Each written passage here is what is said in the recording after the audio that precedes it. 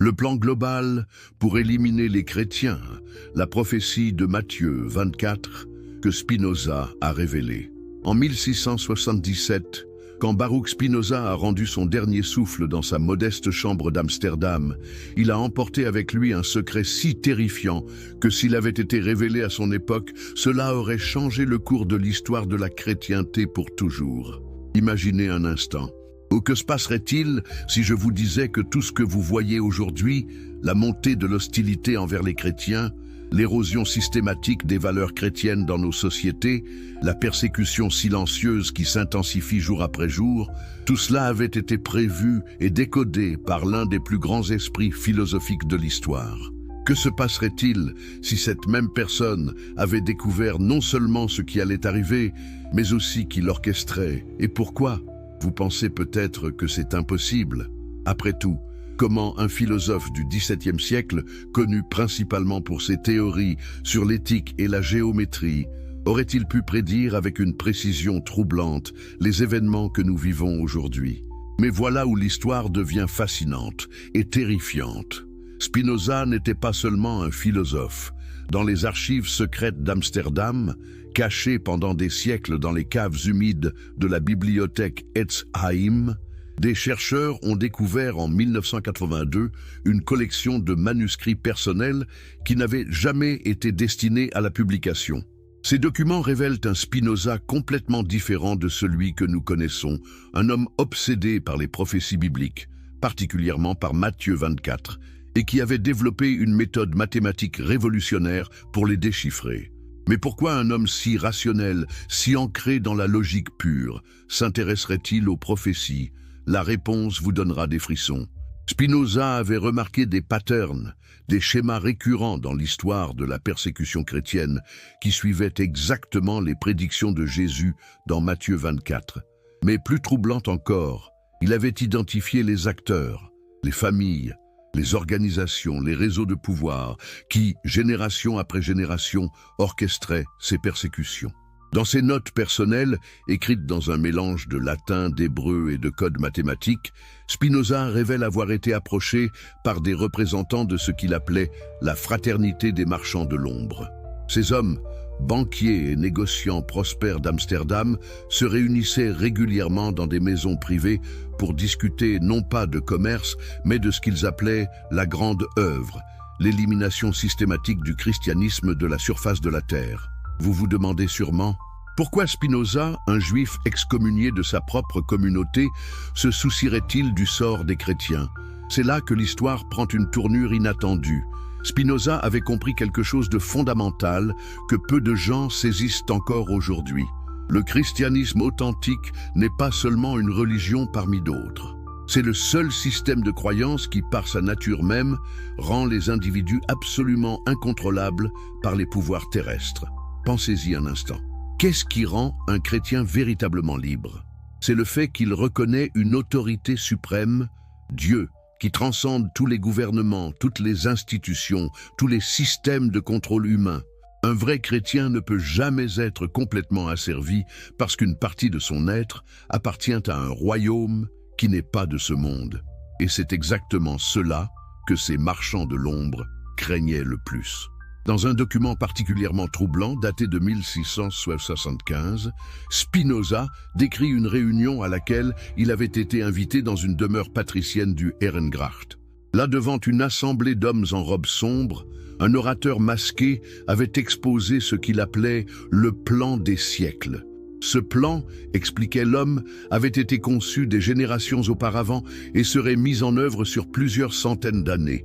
L'objectif était simple dans sa terrifiante élégance, éliminer le christianisme, non pas par la force brute, cela ne faisait que le renforcer comme l'histoire l'avait prouvé, mais par la corruption de l'intérieur, par la substitution graduelle de ses valeurs, par l'érosion de sa crédibilité, et finalement, par son remplacement par une nouvelle spiritualité entièrement sous leur contrôle. Spinoza, avec son esprit mathématique, avait immédiatement reconnu la sophistication diabolique de ce plan. Il ne s'agissait pas d'une simple persécution, c'était une guerre psychologique d'une complexité stupéfiante, conçue pour s'étendre sur des siècles et impliquer toutes les sphères de la société humaine. Mais voici ce qui rendait Spinoza unique. Il avait la capacité de voir les patterns mathématiques derrière les événements historiques. En appliquant ces principes géométriques aux prophéties de Matthieu 24, il avait découvert que les paroles de Jésus contenaient en fait une formule précise, un code temporel qui permettait de prédire non seulement quand ces événements se produiraient, mais aussi comment ils se dérouleraient. Et quand il a fait ses calculs, quand il a appliqué sa formule aux événements de son époque et projeté dans le futur, il a découvert quelque chose qui l'a terrifié. Nous vivons exactement dans la période que ces équations avaient identifiée comme l'époque de la grande tribulation finale. Mais attendez, parce que nous n'avons fait qu'effleurer la surface de cette révélation. Les manuscrits de Spinoza révèlent qu'il avait identifié 3 phases distinctes dans ce plan global.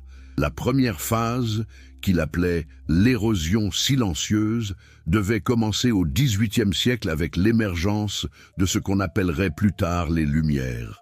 Cette phase consisterait à saper l'autorité intellectuelle du christianisme en promouvant le rationalisme et le scepticisme religieux. Regardez autour de vous aujourd'hui. Combien de personnes considèrent la foi chrétienne comme quelque chose d'archaïque, d'irrationnel, incompatible avec la science moderne? Cette attitude n'est pas apparue naturellement. Elle a été soigneusement cultivée pendant des siècles par des institutions, des universités, des médias qui ont systématiquement ridiculisé et marginalisé la vision du monde chrétienne. La deuxième phase, la substitution progressive, devait commencer au XIXe siècle et s'intensifier au XXe. Elle consistait à remplacer graduellement les valeurs et institutions chrétiennes par des alternatives séculaires. L'éducation, autrefois dominée par l'Église, serait prise en charge par l'État. La charité chrétienne serait remplacée par l'aide sociale gouvernementale. Les fêtes chrétiennes seraient vidées de leur sens religieux et transformées en célébrations commerciales. Et nous y voilà, n'est-ce pas? Combien d'enfants aujourd'hui connaissent la véritable signification de Noël ou de Pâques? Combien d'écoles publiques enseignent encore les valeurs morales issues de la tradition chrétienne? Combien de nos institutions sociales fonctionnent encore selon des principes chrétiens? Mais c'est la troisième phase qui devrait nous glacer le sang. Spinoza l'appelait l'élimination active, et selon ses calculs, elle devait commencer au début du XXIe siècle. Cette phase ne se contenterait plus de saper ou de remplacer le christianisme. Elle chercherait à l'éliminer activement de la société. Et mes amis, regardez attentivement ce qui se passe autour de nous. Des lois sont votées qui rendent illégal d'exprimer certaines convictions chrétiennes.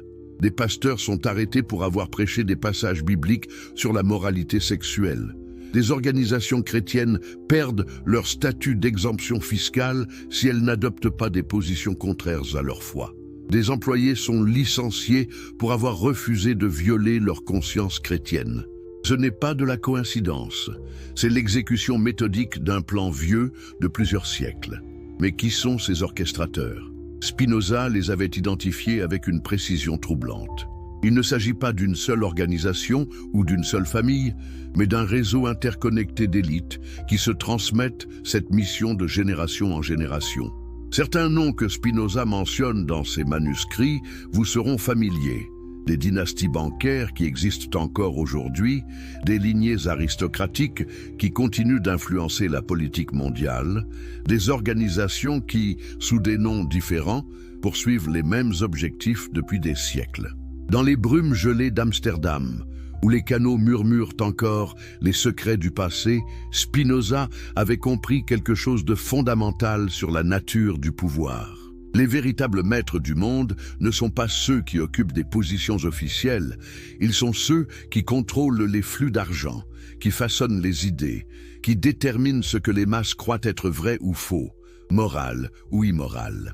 Et ils avaient identifié le christianisme comme leur ennemi principal, non pas à cause de ses enseignements théologiques, mais à cause de son effet pratique sur ceux qui l'embrassent véritablement. Un chrétien authentique devient, par définition, une personne libre, libre de la peur, libre de l'appât du gain, libre du besoin d'approbation sociale, et surtout libre de l'autorité humaine quand elle contredit l'autorité divine. Imaginez une société composée majoritairement de telles personnes. Comment pourrait-elle être contrôlée par une élite? Comment pourrait-elle être manipulée par la propagande? Comment pourrait-elle être asservie par la peur ou corrompue par l'argent? C'est exactement pour cela que le christianisme doit être éliminé. Mais Spinoza avait découvert quelque chose d'encore plus troublant dans ses recherches. Ces élites ne travaillent pas seulement pour le pouvoir terrestre. Elles semblent être guidées par quelque chose de plus sombre, de plus ancien. Dans ses notes les plus cryptiques, écrites dans un code que les chercheurs n'ont déchiffré qu'en 2003, Spinoza fait référence à ce qu'il appelle l'ancien adversaire, une intelligence malveillante qui orchestrerait cette guerre contre le christianisme depuis les coulisses de l'histoire. Vous pensez peut-être que c'est de la pure fantaisie, mais considérez ceci. Pourquoi tant d'efforts, tant de ressources, tant de coordination sur plusieurs siècles pour éliminer une simple religion? Pourquoi cette obsession particulière avec le christianisme quand d'autres religions sont tolérées, voire encouragées? La réponse, selon Spinoza, se trouve dans la nature unique du christianisme.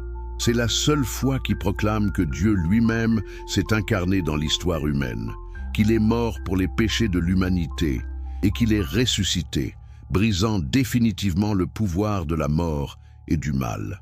Si cela est vrai, et Spinoza était convaincu que cela l'était, alors le christianisme n'est pas simplement une religion parmi d'autres.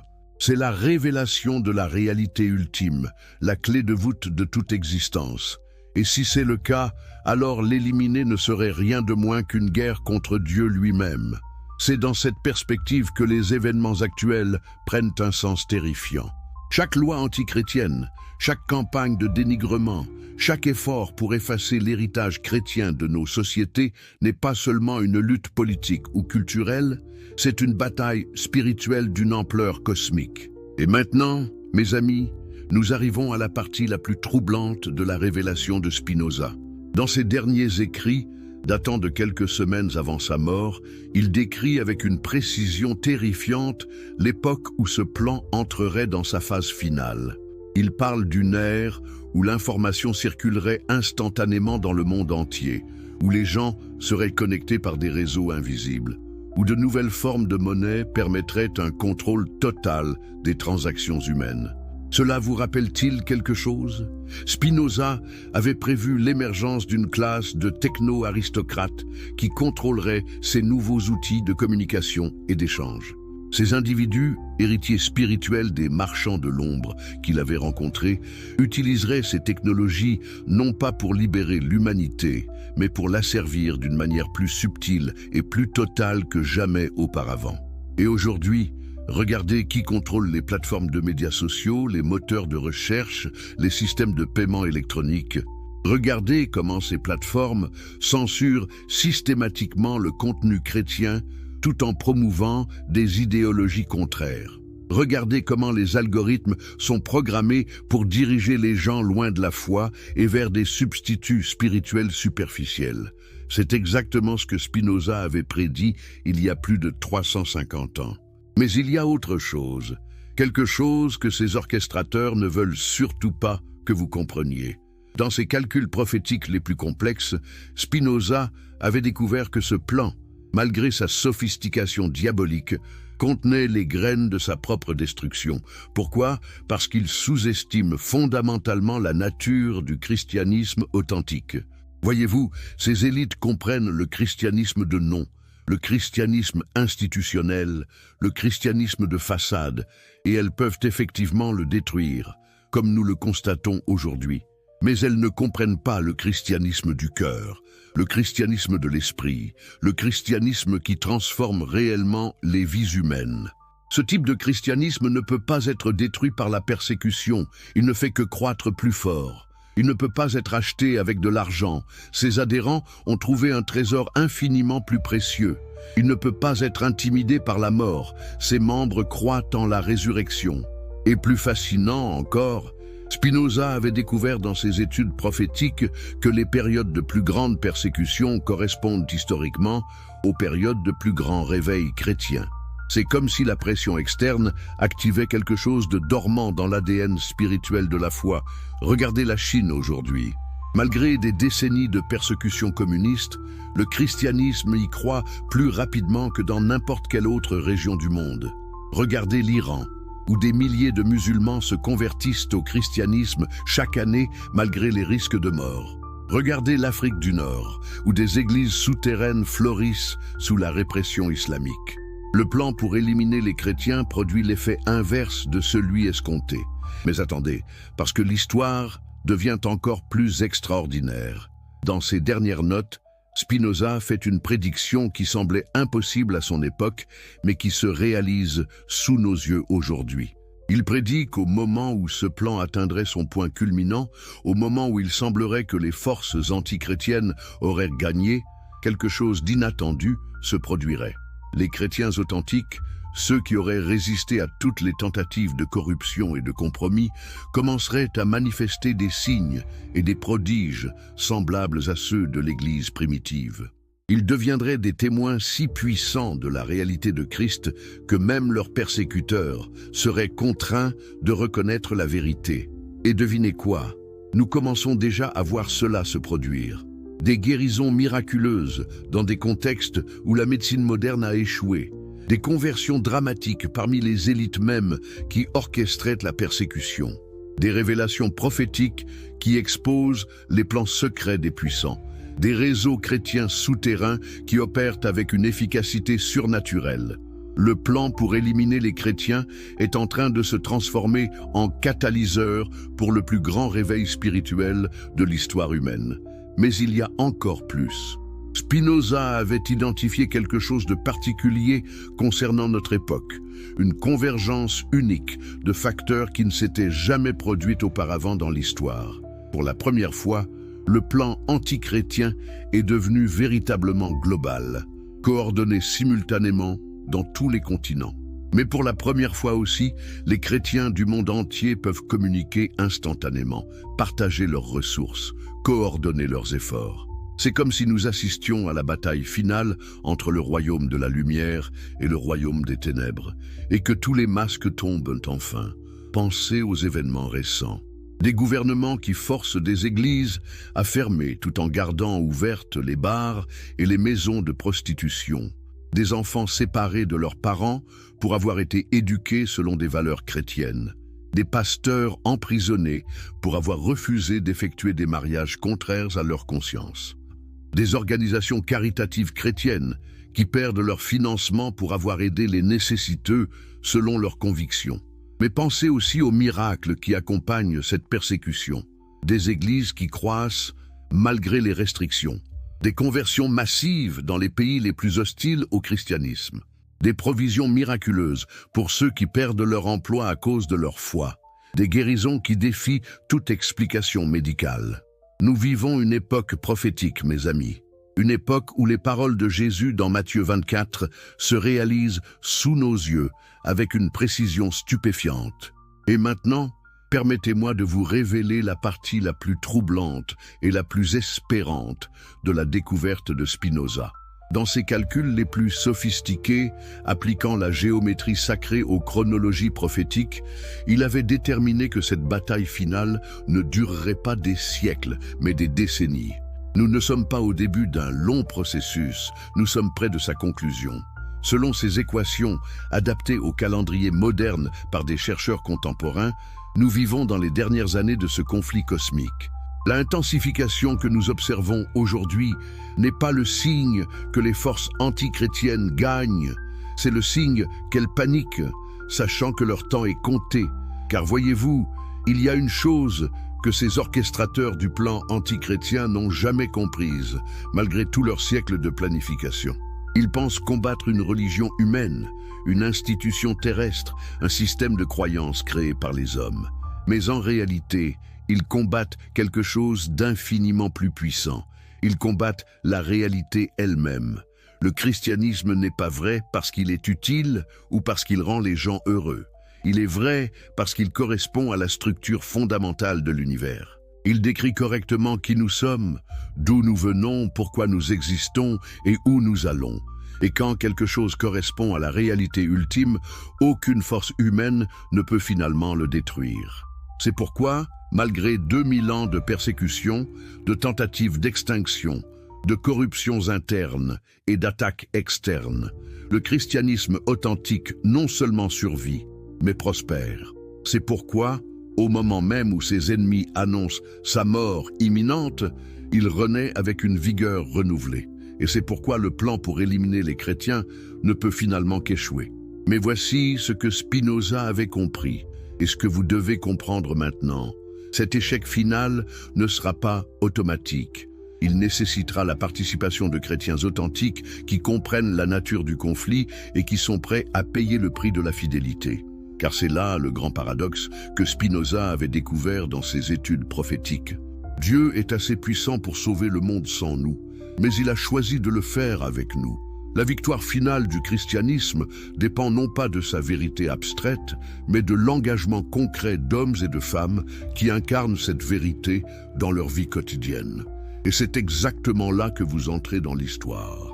Le plan global pour éliminer les chrétiens, la prophétie de Matthieu 24 que Spinoza a révélée. En 1667, quand Baruch Spinoza a rendu son dernier souffle dans sa modeste chambre d'Amsterdam, il a emporté avec lui un secret si terrifiant que s'il avait été révélé à son époque, cela aurait changé le cours de l'histoire de la chrétienté pour toujours. Imaginez un instant. Ou que se passerait-il si je vous disais que tout ce que vous voyez aujourd'hui, la montée de l'hostilité envers les chrétiens, l'érosion systématique des valeurs chrétiennes dans nos sociétés, la persécution silencieuse qui s'intensifie jour après jour, tout cela avait été prévu et décodé par l'un des plus grands esprits philosophiques de l'histoire. Que se passerait-il si cette même personne avait découvert non seulement ce qui allait arriver, mais aussi qui l'orchestrait, et pourquoi ? Vous pensez peut-être que c'est impossible. Après tout, comment un philosophe du XVIIe siècle, connu principalement pour ses théories sur l'éthique et la géométrie, aurait-il pu prédire avec une précision troublante les événements que nous vivons aujourd'hui? Mais voilà où l'histoire devient fascinante et terrifiante. Spinoza n'était pas seulement un philosophe. Dans les archives secrètes d'Amsterdam, cachées pendant des siècles dans les caves humides de la bibliothèque Etzheim, des chercheurs ont découvert en 1982 une collection de manuscrits personnels qui n'avaient jamais été destinés à la publication. Ces documents révèlent un Spinoza complètement différent de celui que nous connaissons, un homme obsédé par les prophéties bibliques, particulièrement par Matthieu 24, et qui avait développé une méthode mathématique révolutionnaire pour les déchiffrer. Mais pourquoi un homme si rationnel, si ancré dans la logique pure, s'intéresserait-il aux prophéties? La réponse vous donnera des frissons. Spinoza avait remarqué des patterns, des schémas récurrents dans l'histoire de la persécution chrétienne qui suivaient exactement les prédictions de Jésus dans Matthieu 24. Mais plus troublant encore, il avait identifié les acteurs, les familles, les organisations, les réseaux de pouvoir qui, génération après génération, orchestraient ces persécutions. Dans ses notes personnelles, écrites dans un mélange de latin, d'hébreu et de codes mathématiques, Spinoza révèle avoir été approché par des représentants de ce qu'il appelait la fraternité des marchands de l'ombre. Ces hommes, banquiers et négociants prospères d'Amsterdam, se réunissaient régulièrement dans des maisons privées pour discuter non pas de commerce, mais de ce qu'ils appelaient la grande œuvre, l'élimination systématique du christianisme de la surface de la terre. Vous vous demandez sûrement, pourquoi Spinoza, un juif excommunié de sa propre communauté, se soucierait-il du sort des chrétiens? C'est là que l'histoire prend une tournure inattendue. Spinoza avait compris quelque chose de fondamental que peu de gens saisissent encore aujourd'hui. Le christianisme authentique n'est pas seulement une religion parmi d'autres. C'est le seul système de croyance qui, par sa nature même, rend les individus absolument incontrôlables par les pouvoirs terrestres. Pensez-y un instant. Qu'est-ce qui rend un chrétien véritablement libre? C'est le fait qu'il reconnaît une autorité suprême, Dieu, qui transcende tous les gouvernements, toutes les institutions, tous les systèmes de contrôle humain. Un vrai chrétien ne peut jamais être complètement asservi parce qu'une partie de son être appartient à un royaume qui n'est pas de ce monde. Et c'est exactement cela que ces marchands de l'ombre craignaient le plus. Dans un document particulièrement troublant, daté de 1675, Spinoza décrit une réunion à laquelle il avait été invité dans une demeure patricienne du Ehrengracht. Là, devant une assemblée d'hommes en robes sombres, un orateur masqué avait exposé ce qu'il appelait le plan des siècles. Ce plan, expliquait l'homme, avait été conçu des générations auparavant et serait mis en œuvre sur plusieurs centaines d'années. L'objectif était simple dans sa terrifiante élégance: éliminer le christianisme, non pas par la force brute, cela ne faisait que le renforcer, comme l'histoire l'avait prouvé, mais par la corruption de l'intérieur, par la substitution graduelle de ses valeurs, par l'érosion de sa crédibilité, et finalement, par son remplacement par une nouvelle spiritualité entièrement sous leur contrôle.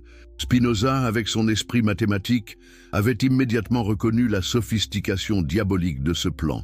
Il ne s'agissait pas d'une simple persécution, c'était une guerre psychologique d'une complexité stupéfiante, conçue pour s'étendre sur des siècles et impliquer toutes les sphères de la société humaine.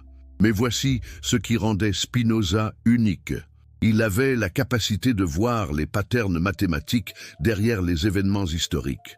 En appliquant ces principes géométriques aux prophéties de Matthieu 24, il avait découvert que les paroles de Jésus contenaient en fait une formule précise, un code temporel qui permettait de prédire non seulement quand ces événements se produiraient, mais aussi comment ils se dérouleraient. Et quand il a fait ses calculs, quand il a appliqué sa formule aux événements de son époque et projeté dans le futur, il a découvert quelque chose qui l'a terrifié.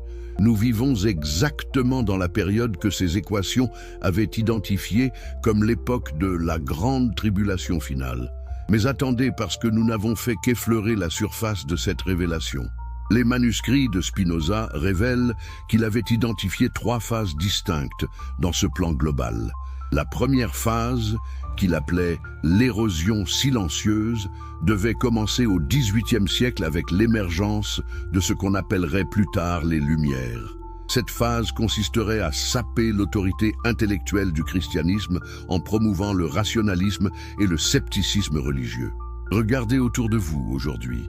Combien de personnes considèrent la foi chrétienne comme quelque chose d'archaïque, d'irrationnel, incompatible avec la science moderne? Cette attitude n'est pas apparue naturellement. Elle a été soigneusement cultivée pendant des siècles par des institutions, des universités, des médias qui ont systématiquement ridiculisé et marginalisé la vision du monde chrétienne. La deuxième phase, la substitution progressive, devait commencer au XIXe siècle et s'intensifier au XXe. Elle consistait à remplacer graduellement les valeurs et institutions chrétiennes par des alternatives séculaires. L'éducation, autrefois dominée par l'Église, serait prise en charge par l'État. La charité chrétienne serait remplacée par l'aide sociale gouvernementale.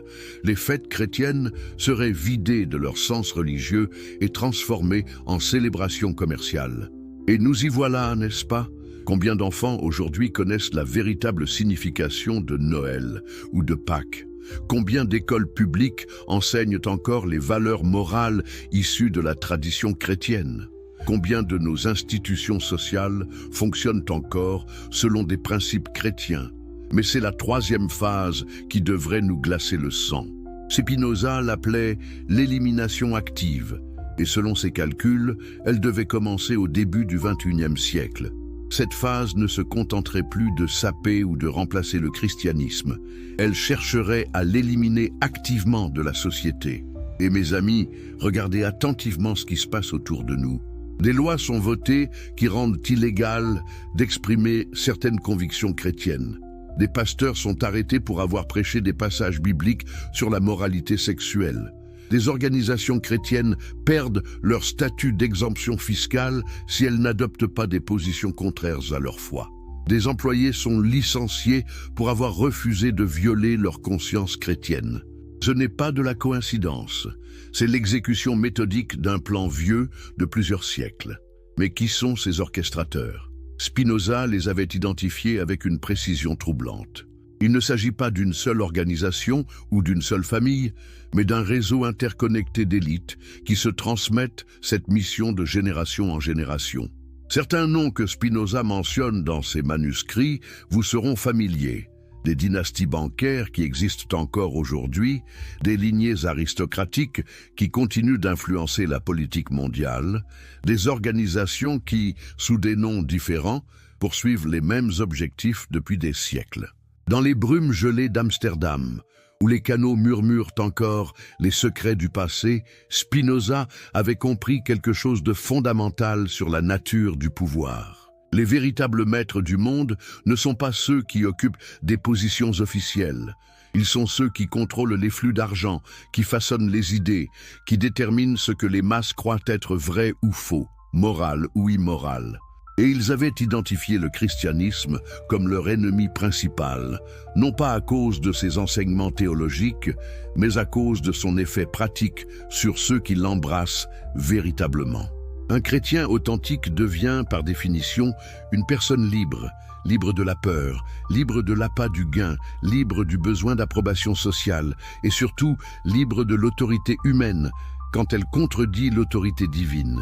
Imaginez une société composée majoritairement de telles personnes. Comment pourrait-elle être contrôlée par une élite? Comment pourrait-elle être manipulée par la propagande?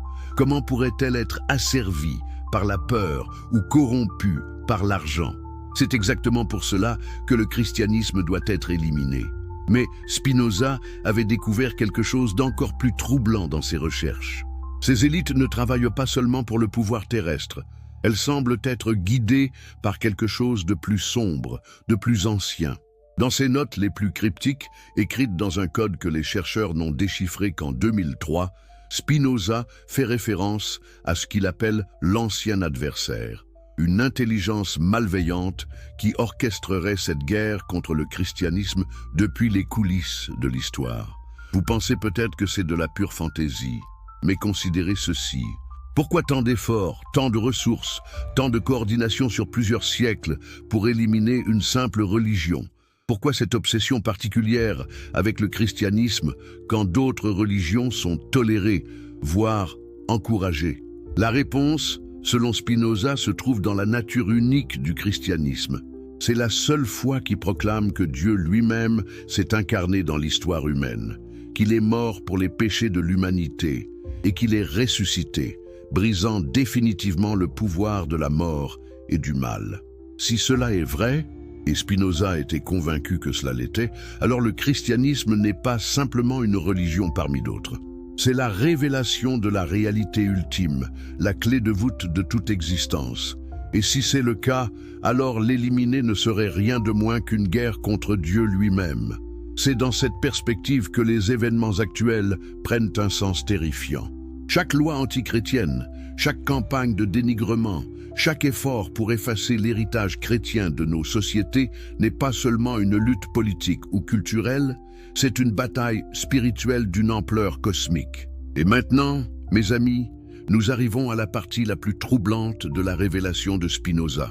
Dans ses derniers écrits, datant de quelques semaines avant sa mort, il décrit avec une précision terrifiante l'époque où ce plan entrerait dans sa phase finale.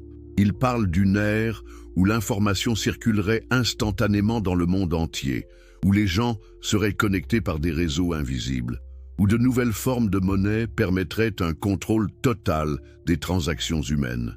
Cela vous rappelle-t-il quelque chose? Spinoza avait prévu l'émergence d'une classe de techno-aristocrates qui contrôlerait ces nouveaux outils de communication et d'échange. Ces individus, héritiers spirituels des marchands de l'ombre qu'il avait rencontrés, utiliseraient ces technologies non pas pour libérer l'humanité, mais pour l'asservir d'une manière plus subtile et plus totale que jamais auparavant. Et aujourd'hui, regardez qui contrôle les plateformes de médias sociaux, les moteurs de recherche, les systèmes de paiement électronique. Regardez comment ces plateformes censurent systématiquement le contenu chrétien tout en promouvant des idéologies contraires. Regardez comment les algorithmes sont programmés pour diriger les gens loin de la foi et vers des substituts spirituels superficiels. C'est exactement ce que Spinoza avait prédit il y a plus de 350 ans. Mais il y a autre chose, quelque chose que ces orchestrateurs ne veulent surtout pas que vous compreniez. Dans ses calculs prophétiques les plus complexes, Spinoza avait découvert que ce plan, malgré sa sophistication diabolique, contenait les graines de sa propre destruction. Pourquoi? Parce qu'il sous-estime fondamentalement la nature du christianisme authentique. Voyez-vous, ces élites comprennent le christianisme de nom, le christianisme institutionnel, le christianisme de façade, et elles peuvent effectivement le détruire, comme nous le constatons aujourd'hui. Mais elles ne comprennent pas le christianisme du cœur, le christianisme de l'esprit, le christianisme qui transforme réellement les vies humaines. Ce type de christianisme ne peut pas être détruit par la persécution, il ne fait que croître plus fort. Il ne peut pas être acheté avec de l'argent. Ses adhérents ont trouvé un trésor infiniment plus précieux. Il ne peut pas être intimidé par la mort. Ses membres croient en la résurrection. Et plus fascinant encore, Spinoza avait découvert dans ses études prophétiques que les périodes de plus grande persécution correspondent historiquement aux périodes de plus grand réveil chrétien. C'est comme si la pression externe activait quelque chose de dormant dans l'ADN spirituel de la foi. Regardez la Chine aujourd'hui. Malgré des décennies de persécution communiste, le christianisme y croît plus rapidement que dans n'importe quelle autre région du monde. Regardez l'Iran, où des milliers de musulmans se convertissent au christianisme chaque année malgré les risques de mort. Regardez l'Afrique du Nord, où des églises souterraines fleurissent sous la répression islamique. Le plan pour éliminer les chrétiens produit l'effet inverse de celui escompté. Mais attendez, parce que l'histoire devient encore plus extraordinaire. Dans ses dernières notes, Spinoza fait une prédiction qui semblait impossible à son époque, mais qui se réalise sous nos yeux aujourd'hui. Il prédit qu'au moment où ce plan atteindrait son point culminant, au moment où il semblerait que les forces antichrétiennes auraient gagné, quelque chose d'inattendu se produirait. Les chrétiens authentiques, ceux qui auraient résisté à toutes les tentatives de corruption et de compromis, commenceraient à manifester des signes et des prodiges semblables à ceux de l'Église primitive. Ils deviendraient des témoins si puissants de la réalité de Christ que même leurs persécuteurs seraient contraints de reconnaître la vérité. Et devinez quoi? Nous commençons déjà à voir cela se produire. Des guérisons miraculeuses dans des contextes où la médecine moderne a échoué, des conversions dramatiques parmi les élites mêmes qui orchestraient la persécution, des révélations prophétiques qui exposent les plans secrets des puissants, des réseaux chrétiens souterrains qui opèrent avec une efficacité surnaturelle. Le plan pour éliminer les chrétiens est en train de se transformer en catalyseur pour le plus grand réveil spirituel de l'histoire humaine. Mais il y a encore plus. Spinoza avait identifié quelque chose de particulier concernant notre époque, une convergence unique de facteurs qui ne s'étaient jamais produites auparavant dans l'histoire. Pour la première fois, le plan antichrétien est devenu véritablement global, coordonné simultanément dans tous les continents. Mais pour la première fois aussi, les chrétiens du monde entier peuvent communiquer instantanément, partager leurs ressources, coordonner leurs efforts. C'est comme si nous assistions à la bataille finale entre le royaume de la lumière et le royaume des ténèbres, et que tous les masques tombent enfin. Pensez aux événements récents. Des gouvernements qui forcent des églises à fermer tout en gardant ouvertes les bars et les maisons de prostitution. Des enfants séparés de leurs parents pour avoir été éduqués selon des valeurs chrétiennes.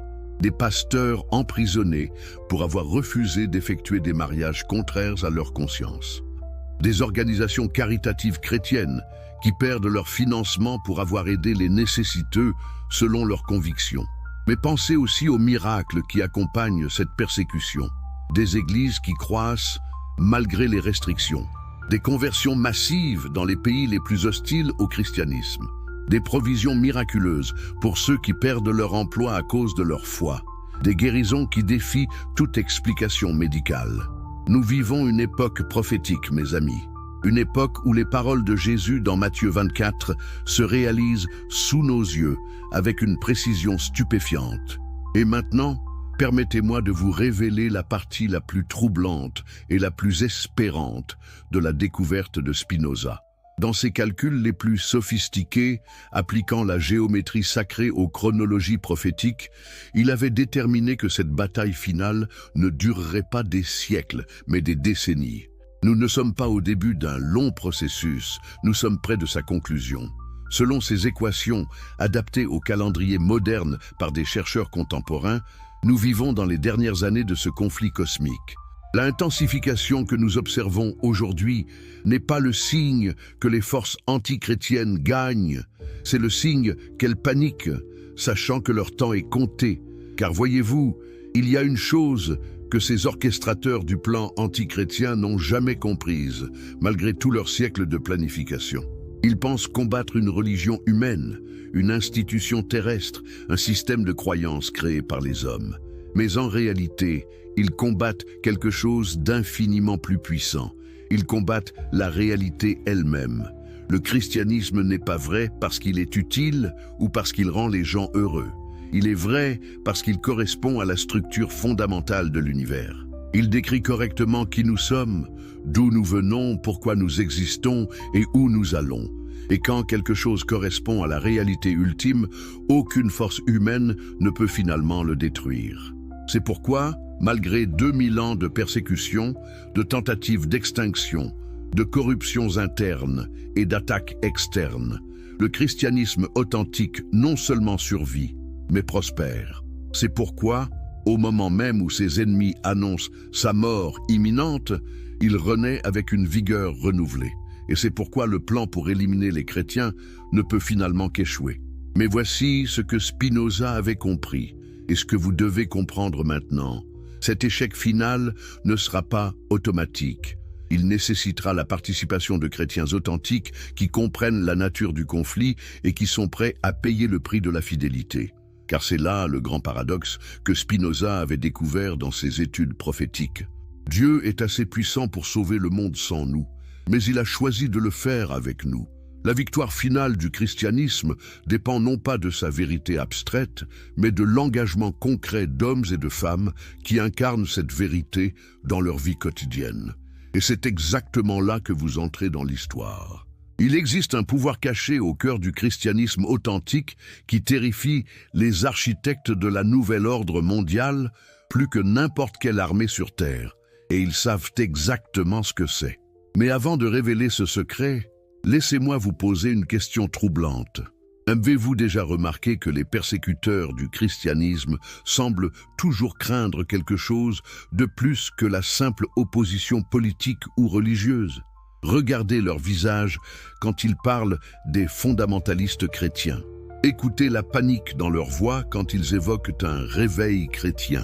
Observez l'urgence désespérée avec laquelle ils tentent de supprimer non seulement la pratique du christianisme, mais même son souvenir dans l'histoire. Qu'est-ce qui peut bien les terroriser à ce point? Spinoza l'avait découvert dans ses recherches les plus profondes, celles qu'il n'avait même pas osé consigner dans ses manuscrits secrets les plus cryptés.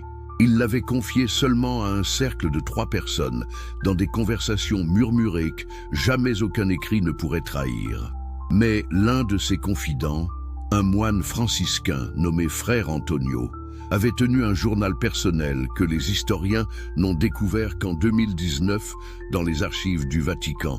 Ce journal révèle la véritable terreur qui habitait les élites de l'époque de Spinoza et qui hante encore leurs héritiers aujourd'hui. Le christianisme authentique produit quelque chose que nul système de contrôle terrestre ne peut tolérer. Des individus qui appartiennent d'abord au royaume de Dieu et seulement ensuite aux royaumes humains. Vous comprenez l'implication terrifiante de cette réalité? Un chrétien véritable ne peut jamais être complètement contrôlé par aucun gouvernement, aucune corporation, aucune institution humaine. Il possède une citoyenneté céleste qui transcende toutes les allégeances terrestres. Il répond d'abord à une loi morale gravée dans son cœur par Dieu lui-même, avant de répondre aux lois des hommes. Imaginez une société composée majoritairement de telles personnes. Comment pourrait-elle être manipulée par la propagande? Comment pourrait-elle être achetée par l'argent? Comment pourrait-elle être intimidée par les menaces? Comment pourrait-elle être séduite par les promesses de pouvoir terrestre? C'est exactement ce cauchemar qui hante les orchestrateurs du plan antichrétien depuis des siècles. Mais il y a plus. Spinoza avait identifié ce qu'il appelait l'effet de réseau divin, un phénomène par lequel les chrétiens authentiques, même dispersés et apparemment isolés, créent spontanément des connexions et des systèmes de soutien qui opèrent en dehors de toutes les structures officielles. C'est comme si l'Esprit Saint lui-même tissait un réseau invisible de résistance et d'entraide. Regardez ce qui s'est passé pendant la pandémie, quand les gouvernements ont fermé les églises, mais gardé ouvertes les boutiques de cannabis. Qu'ont fait les vrais chrétiens? Ils ont créé instantanément des églises de maison, des réseaux de soutien communautaire, des systèmes alternatifs d'éducation et même d'économie. En quelques semaines, ils avaient reconstruit une société parallèle fonctionnelle. C'est cette capacité de régénération spontanée qui terrifie les élites mondialistes plus que tout. Frère Antonio rapporte dans son journal une conversation particulièrement révélatrice avec Spinoza. Le philosophe lui avait expliqué que les marchands de l'ombre qu'il avait rencontrés étaient obsédés par ce qu'ils appelaient le problème de l'hydre chrétienne. Chaque fois qu'ils parvenaient à détruire une manifestation du christianisme, deux autres surgissaient ailleurs. Chaque persécution ne faisait que purifier et renforcer l'Église authentique. Ils peuvent corrompre les institutions chrétiennes, avait dit Spinoza aux moines. Ils peuvent acheter les dirigeants religieux, ils peuvent même détruire les bâtiments d'église. Mais ils ne peuvent pas toucher à l'essence du christianisme, car cette essence ne réside ni dans les pierres, ni dans les hiérarchies, ni même dans les livres. Elle réside dans le cœur transformé de chaque véritable croyant. Et voici ce qui rend cette vérité encore plus troublante pour les ennemis du christianisme. Cette transformation du cœur produit des capacités qui défient leurs méthodes habituelles de contrôle. Un chrétien authentique développe ce que les psychologues appellent maintenant résilience surnaturelle. Une capacité à endurer la souffrance, à maintenir l'espoir dans les circonstances les plus désespérées et à manifester une joie qui ne dépend d'aucune circonstance extérieure. Comment contrôlez-vous quelqu'un qui trouve sa joie en Dieu, plutôt que dans les plaisirs que vous pouvez lui donner ou lui retirer? Comment manipulez-vous quelqu'un dont l'identité est enracinée dans l'amour inconditionnel de Christ, plutôt que dans l'approbation sociale que vous pouvez lui accorder ou lui refuser? Comment intimidez-vous quelqu'un qui croit sincèrement que mourir, c'est un gain? C'est impossible, et c'est exactement pourquoi ils doivent éliminer le christianisme. Mais Spinoza avait découvert quelque chose d'encore plus extraordinaire dans ses études prophétiques. Il avait remarqué que les périodes de plus grande persécution chrétienne correspondent historiquement aux périodes où les chrétiens manifestent les signes et prodiges les plus remarquables. C'est comme si la pression externe activait des capacités spirituelles dormantes. Et devinez ce que nous commençons à voir aujourd'hui, au moment même où la persécution s'intensifie. Des témoignages de guérisons miraculeuses se multiplient dans le monde entier. Des chrétiens reçoivent des révélations prophétiques d'une précision stupéfiante. Des conversions dramatiques se produisent dans les endroits les plus inattendus. Des provisions surnaturelles apparaissent pour ceux qui perdent leur emploi à cause de leur foi. Le plan pour éliminer les chrétiens est en train d'activer exactement les capacités spirituelles qu'ils cherchaient à supprimer. Mais permettez-moi de vous révéler la découverte la plus troublante de Spinoza, celle qui explique pourquoi la guerre contre le christianisme s'intensifie maintenant avec une urgence si désespérée. Dans ses calculs prophétiques les plus complexes, le philosophe avait identifié ce qu'il appelait la fenêtre de l'opportunité finale. Selon ces équations, basées sur les cycles temporels décrits dans les prophéties bibliques, il existerait une période limitée dans l'histoire humaine où l'élimination complète du christianisme serait théoriquement possible. Avant cette période, le christianisme serait trop faible et dispersé pour constituer une menace existentielle pour les pouvoirs terrestres. Après cette période, il serait devenu si fort et si répandu qu'aucune force humaine ne pourrait l'arrêter. Cette fenêtre, selon les calculs de Spinoza adaptés au calendrier moderne, s'ouvrait au début du XXIe siècle et se refermerait vers maintenant. Vous comprenez maintenant pourquoi nous assistons à une escalade si dramatique de la persécution anti-chrétienne. Ce n'est pas parce que les ennemis du christianisme se sentent en position de force, c'est parce qu'ils savent que c'est leur dernière chance. Après cette période, quelque chose de fondamental changera dans l'équilibre spirituel mondial et le christianisme authentique deviendra une force irrésistible. Et voici les signes que nous devons observer, selon les prédictions de Spinoza. Pendant cette fenêtre finale, nous verrons 3 phénomènes simultanés qui ne s'étaient jamais produits auparavant dans l'histoire. D'abord, la persécution antichrétienne deviendra véritablement globale et coordonnée, touchant tous les continents simultanément avec des méthodes similaires. Nous le voyons déjà, des lois antichrétiennes adoptées en même temps dans des pays apparemment sans lien, des campagnes médiatiques coordonnées, des pressions économiques appliquées selon les mêmes modèles partout dans le monde. Ensuite, cette persécution sera accompagnée par l'émergence de technologies qui permettront un niveau de contrôle social jamais atteint auparavant. Surveillance de masse, monnaie digitale, intelligence artificielle capable de prédire et modifier les comportements humains. Tous ces outils sont déployés maintenant sous nos yeux. Mais voici le 3e signe, celui que les persécuteurs n'avaient pas prévu. Cette même période verrait naître une génération de chrétiens d'un type complètement nouveau. Des croyants qui auraient grandi dans la persécution, qui n'auraient jamais connu de christianisme de confort, qui auraient été purifiés par la souffrance dès leur plus jeune âge. Ces chrétiens, selon Spinoza, manifesteraient une foi si pure, si puissante, si inébranlable, qu'ils deviendraient des témoins irrésistibles de la réalité de Christ. Leur vie serait des démonstrations si éclatantes de la transformation divine que même leurs ennemis les plus acharnés seraient contraints de reconnaître la vérité. Et mes amis, regardez attentivement autour de vous.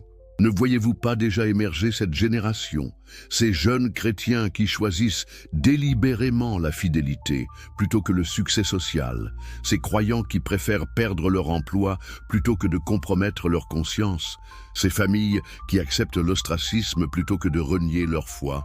Ils sont les prémices de ce que Spinoza appelait la génération de l'impossible. Des chrétiens si radicalement transformés par l'Évangile qu'ils rendront le christianisme irrésistible pour le monde entier. Mais il y a quelque chose d'encore plus extraordinaire dans les prédictions de Spinoza. Il avait calculé que cette fenêtre finale ne se contenterait pas de révéler la puissance du christianisme authentique. Elle révélerait aussi la véritable nature de ses opposants. Pendant des siècles, les ennemis du christianisme avaient pu opérer dans l'ombre, déguiser leurs intentions, se présenter comme des progressistes bienveillants ou des réformateurs éclairés. Mais selon Spinoza, l'urgence de cette fenêtre finale les forcerait à révéler leur véritable nature, à abandonner leur masque, à montrer ouvertement leur hostilité à tout ce qui est saint et divin. Et n'est-ce pas exactement ce que nous voyons aujourd'hui ? Des dirigeants politiques qui attaquent ouvertement le christianisme tout en défendant des idéologies manifestement destructrices. Des médias qui ridiculisent systématiquement les valeurs chrétiennes tout en promouvant des pratiques que même les païens d'autrefois auraient trouvées répugnantes. Des corporations qui boycottent les organisations chrétiennes tout en soutenant des régimes qui persécutent les minorités religieuses. Les masques tombent, la bataille spirituelle devient visible même aux yeux les plus aveugles. Et voici la prophétie la plus stupéfiante de Spinoza. Il avait prédit qu'à la fin de cette fenêtre, au moment où il semblerait que les forces antichrétiennes auraient atteint leur apogée de pouvoir, quelque chose d'inattendu se produirait. Les chrétiens authentiques, au lieu d'être écrasés par cette persécution ultime, expérimenteraient ce qu'il appelait l'effusion de la puissance finale. Cette effusion ne serait pas seulement spirituelle, elle serait visible, tangible, indéniable. Des signes et des prodiges d'une ampleur qui ferait pâlir même les miracles de l'Église primitive. Des guérisons qui défieraient toute explication médicale. Des provisions miraculeuses qui apparaîtraient exactement quand elles seraient nécessaires. Des révélations prophétiques si précises qu'elles confondraient même les sceptiques les plus endurcis. Et plus extraordinaire encore, selon Spinoza, cette démonstration de puissance divine se produirait non pas malgré la persécution, mais à cause d'elle. C'est la pression extrême qui activerait ses capacités spirituelles dormantes, comme si Dieu attendait le moment de plus grande détresse pour révéler sa gloire de la manière la plus éclatante. Mes amis, nous vivons cette prophétie aujourd'hui. Dans les pays où la persécution est la plus intense, Chine, Iran, Corée du Nord, c'est exactement là que nous entendons les témoignages les plus extraordinaires de miracles et de conversions. C'est dans les églises souterraines, dans les camps de concentration, dans les prisons, que la puissance de Dieu se manifeste avec le plus d'éclat. Le plan pour éliminer les chrétiens est en train de produire l'effet exactement inverse de celui qui était escompté. Mais Spinoza n'en restait pas là dans ses révélations. Il avait découvert quelque chose d'encore plus stupéfiant. Cette bataille finale ne concernerait pas seulement les chrétiens, mais transformerait l'humanité entière. Car voyez-vous, la question sous-jacente à cette guerre spirituelle n'est pas simplement le christianisme survivra-t-il, mais quelle sera la nature de l'humanité future? Les orchestrateurs du plan anti-chrétien ne cherchent pas simplement à éliminer une religion. Ils cherchent à redéfinir ce que signifie être humain. Leur vision de l'avenir est celle d'une humanité améliorée technologiquement, libérée de ce qu'ils considèrent comme les superstitions religieuses, totalement intégrée dans un système global de contrôle bienveillant. Dans cette vision, il n'y aurait plus de place pour l'âme humaine, pour la conscience morale indépendante, pour la relation personnelle avec le divin. L'humanité deviendrait une espèce de machine biologique optimisée, parfaitement prévisible et contrôlable. Mais le christianisme authentique représente l'antithèse absolue de cette vision. Il proclame que chaque être humain est créé à l'image de Dieu, qu'il possède une âme éternelle, qu'il est appelé à une relation personnelle avec son Créateur. Il insiste sur la liberté de conscience, sur la dignité inaliénable de la personne humaine, sur la transcendance de l'esprit par rapport à la matière. C'est pourquoi cette bataille est véritablement existentielle. Il ne s'agit pas seulement de savoir quelle religion dominera, mais de savoir quel type d'être humain peuplera l'avenir de la Terre. Et voici ce que Spinoza avait compris avec une clarté prophétique. Cette bataille ne peut pas se terminer par un compromis. L'une de ces deux visions de l'humanité doit triompher complètement, car elles sont mutuellement exclusives. Soit l'humanité conservera son âme divine et sa liberté de conscience, soit elle les perdra définitivement. C'est pourquoi nous assistons aujourd'hui à une intensification si dramatique du conflit. Les deux camps savent instinctivement que nous approchons du point de non-retour. Mais permettez-moi de vous révéler la conclusion la plus espérante des recherches de Spinoza. Dans tous ses calculs, dans toutes ses projections, dans toutes ses analyses des cycles prophétiques, il n'avait jamais trouvé un seul scénario où le christianisme authentique serait définitivement vaincu. Pourquoi? Parce que le christianisme authentique ne dépend d'aucun facteur terrestre pour sa survie. Il ne dépend pas des institutions, ni de l'argent, ni du soutien politique, ni même du nombre de ses adhérents. Il dépend uniquement de la fidélité de Dieu à ses promesses. Et Dieu a promis que les portes de l'enfer ne prévaudraient pas contre son Église. C'est cette certitude qui donnait à Spinoza une paix profonde, malgré la terreur de ses découvertes. Il savait que quoi que fassent les ennemis du christianisme, quels que soient les pouvoirs qu'ils accumulent, quelles que soient les technologies qu'ils développent, ils ne combattent pas simplement une religion humaine. Ils combattent Dieu lui-même. Et cette bataille a déjà été gagnée il y a 2000 ans sur une colline appelée Golgotha. Mais voici ce qui devrait vous glacer le sang et en même temps enflammer votre cœur. Vous n'êtes pas arrivé à cette révélation par hasard, car dans un monde de milliards de voix, quelque chose vous a guidé jusqu'ici parce que vous avez un rôle spécifique dans ce qui va se passer. Mes amis, nous arrivons maintenant au cœur pulsant de toute cette révélation, au moment où l'histoire cesse d'être quelque chose qui arrive aux autres pour devenir quelque chose qui vous implique personnellement et directement. Car Spinoza avait découvert une vérité stupéfiante. Dans cette bataille finale entre la lumière et les ténèbres, il n'y aura pas de spectateurs. Chaque être humain sera forcé de choisir son camp. Et le simple fait que vous soyez en train d'écouter ces paroles, que vous ayez été guidé vers cette information à ce moment précis de l'histoire, n'est pas une coïncidence, c'est un appel. Regardez autour de vous avec des yeux prophétiquement ouverts. Voyez-vous les signes que Jésus avait annoncés dans Matthieu 24? L'amour qui se refroidit, l'iniquité qui se multiplie, les faux prophètes qui séduisent plusieurs, les guerres et les bruits de guerre, les famines et les tremblements de terre. Mais plus troublant encore, voyez-vous les signes spécifiques de notre époque? L'attaque systématique contre tout ce qui est saint, la promotion de ce qui est abominable, la persécution de ceux qui osent proclamer la vérité. Ce ne sont pas des développements naturels de l'évolution sociale. Ce sont les manifestations visibles d'un plan orchestré depuis des siècles, le plan même que Spinoza avait décodé dans ses manuscrits secrets. Mais voici ce que les orchestrateurs de ce plan n'avaient pas prévu. Leur propre succès apparent réveillerait une génération de chrétiens d'un type complètement nouveau. Des croyants qui n'auraient jamais connu le christianisme de compromis, le christianisme de confort, le christianisme superficiel qui dominait les époques de paix relative. Ces chrétiens de la dernière heure seraient forgés dans la persécution comme l'acier est forgé dans le feu. Ils posséderaient une clarté de vision, une pureté de foi, une puissance spirituelle que leurs prédécesseurs n'avaient jamais atteinte. Et devinez quoi? Vous pourriez être l'un d'entre eux. Pensez-y un instant. Qu'est-ce qui vous a amené jusqu'ici? Qu'est-ce qui a éveillé en vous cette soif de vérité qui ne peut être satisfaite par les mensonges confortables de notre époque? Qu'est-ce qui vous pousse à chercher des réponses, même quand ces réponses sont dérangeantes?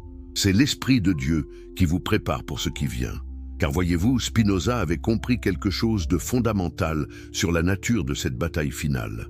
Elle ne serait pas gagnée par des armées ou des technologies, mais par des individus ordinaires qui feraient des choix extraordinaires. Des hommes et des femmes qui choisiraient la vérité plutôt que le mensonge, la fidélité plutôt que la facilité, l'éternité plutôt que le temporel.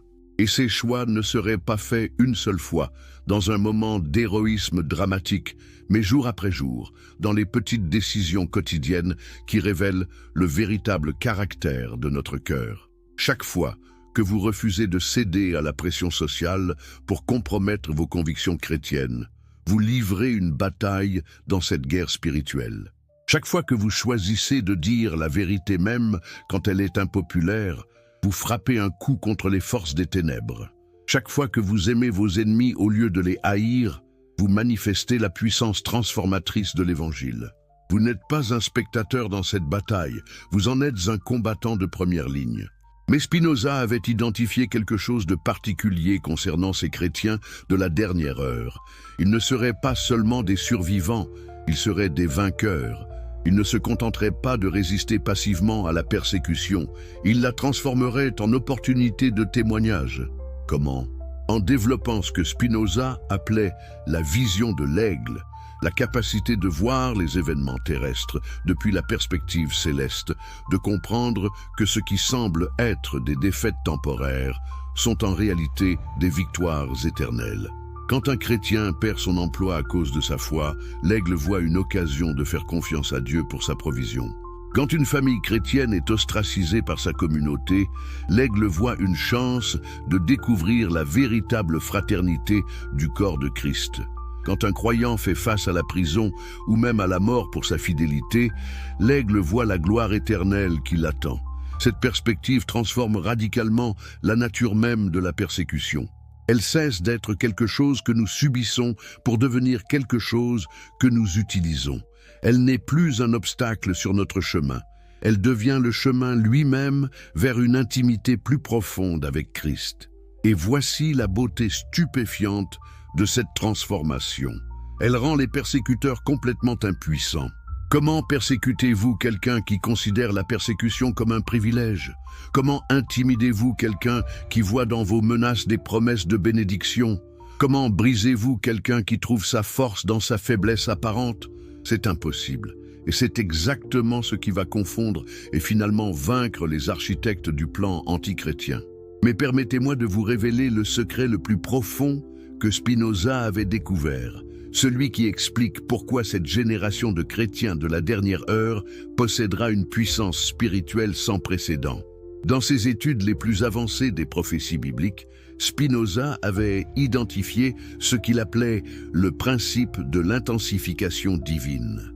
Ce principe révèle que Dieu ne se contente pas de préserver son peuple pendant les temps difficiles. Il utilise ces temps difficiles pour révéler des aspects de sa nature et de sa puissance qui ne peuvent être manifestés dans aucune autre circonstance. Pensez aux plus grands miracles de l'histoire biblique. Quand se sont-ils produits? Dans les moments de plus grande détresse. La mer Rouge s'est ouverte quand Israël était piégé entre l'armée de Pharaon et les eaux.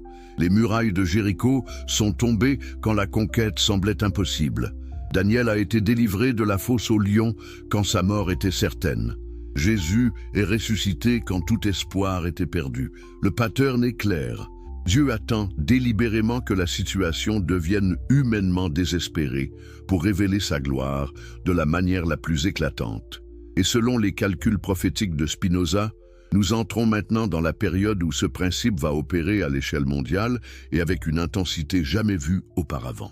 Cela signifie que les chrétiens authentiques de notre époque ne doivent pas seulement s'attendre à survivre à la persécution qui vient, ils doivent s'attendre à manifester des signes et des prodiges qui confondront même les sceptiques les plus endurcis. Ils doivent s'attendre à des provisions miraculeuses, à des protections surnaturelles, à des révélations prophétiques, à des guérisons inexplicables. Pas parce qu'ils sont spéciaux en eux-mêmes, mais parce qu'ils vivent à l'époque spéciale où Dieu a choisi de révéler sa gloire finale avant le retour de Christ. Vous comprenez maintenant pourquoi votre vie prend une importance cosmique? Vous n'êtes pas simplement un individu essayant de survivre dans des temps difficiles. Vous êtes un instrument choisi par Dieu pour manifester sa puissance à une génération qui a oublié qu'il existe. Chaque miracle que vous expérimentez, chaque provision surnaturelle que vous recevez, chaque protection divine dont vous bénéficiez devient un témoignage irrésistible de la réalité de Dieu. Votre vie entière devient une prédication vivante qui proclame que Jésus-Christ est Seigneur. Et voici ce qui rend cette vérité encore plus extraordinaire. Selon Spinoza, ces manifestations de puissance divine ne se limiteront pas aux super-chrétiens ou aux dirigeants religieux. Elles se manifesteront dans la vie des croyants ordinaires, des pères et mères de famille, des ouvriers et des employés, des étudiants et des retraités qui ont simplement choisi de faire confiance à Dieu plutôt qu'aux systèmes humains. Votre cuisine peut devenir le théâtre de multiplication miraculeuse de nourriture. Votre salon peut devenir le lieu de guérison stupéfiante. Votre lieu de travail peut devenir le terrain de témoignage si puissant que vos collègues les plus cyniques seront contraints de reconnaître la main de Dieu. Vous n'avez pas besoin d'un ministère officiel ou d'une formation théologique pour être utilisé puissamment par Dieu. Vous avez seulement besoin d'un cœur disposé à lui faire confiance même quand tout semble impossible. Mais Spinoza avait aussi découvert quelque chose de troublant concernant cette génération finale de chrétiens. Ils feraient face à une tentation que leurs prédécesseurs n'avaient jamais connue. La tentation de utiliser leur puissance spirituelle pour des objectifs terrestres plutôt que pour la gloire de Dieu. Quand vous commencerez à expérimenter des miracles réguliers, quand les gens commenceront à venir à vous pour recevoir la guérison et la délivrance, quand vous réaliserez que vous possédez une autorité spirituelle qui peut transformer des situations impossibles, il y aura toujours la tentation de utiliser ces dons pour votre propre avancement plutôt que pour l'avancement du royaume de Dieu. C'est exactement le piège dans lequel Satan avait essayé de faire tomber Jésus dans le désert. Utiliser la puissance divine pour satisfaire des besoins humains légitimes plutôt que pour accomplir la volonté parfaite du Père. Et c'est exactement cette tentation qui séparera les vrais chrétiens de la dernière heure de ceux qui seront séduits par leurs propres dons spirituels. Les vrais chrétiens utilisent la puissance de Dieu pour glorifier Dieu. Les faux chrétiens utilisent la puissance de Dieu pour se glorifier eux-mêmes. Cette distinction deviendra de plus en plus critique à mesure que les manifestations surnaturelles s'intensifieront. parce que le monde entier observera pour voir comment ceux qui prétendent représenter Christ utilisent la puissance qu'il leur a donnée. Votre fidélité dans les petites choses déterminera la mesure de puissance que Dieu vous confiera. Votre humilité dans la réception des dons déterminera si ces dons deviennent une bénédiction ou une malédiction dans votre vie. Et voici l'aspect le plus stupéfiant de cette réalité. Selon les calculs prophétiques de Spinoza, cette démonstration finale de la puissance divine ne durera pas des décennies ou des siècles. Elle sera concentrée dans une période relativement brève, peut-être quelques années seulement, pendant laquelle Dieu révélera sa gloire avec une intensité qui éclipsera tous les réveils précédents de l'histoire. Cela signifie que nous n'avons peut-être que très peu de temps pour nous préparer à ce qui vient. Très peu de temps pour purifier nos cœurs, pour approfondir notre relation avec Dieu, pour développer le caractère qui nous permettra de porter la puissance divine sans être détruit par elle. La question n'est pas de savoir si vous serez utilisé par Dieu dans les jours qui viennent. La question est de savoir si vous serez prêt quand il vous appellera à l'action. Et cette préparation ne se fait pas dans l'urgence de la crise, mais dans la fidélité quotidienne de la vie ordinaire. C'est maintenant, aujourd'hui, dans vos décisions apparemment insignifiantes, que vous construisez la fondation spirituelle qui supportera les miracles de demain. Chaque moment de prière sincère, chaque acte d'obéissance dans les petites choses, chaque choix de faire confiance à Dieu plutôt qu'à vos propres ressources, chaque décision de pardonner quand vous préféreriez garder rancune, tout cela vous prépare pour le rôle que vous jouerez dans le grand réveil final. Car voyez-vous, mes amis, nous approchons rapidement du moment où cette bataille entre la lumière et les ténèbres